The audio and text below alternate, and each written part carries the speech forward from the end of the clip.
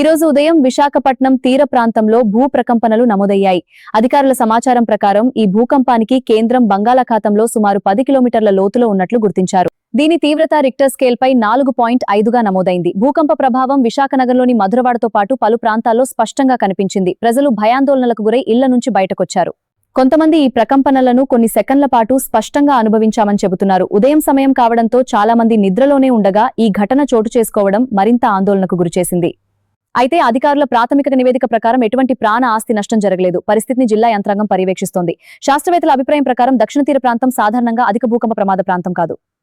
అందువల్ల ఈ ఘటనతో పెద్ద ఎత్తున భయపడాల్సిన అవసరం లేదని వారు సూచిస్తున్నారు.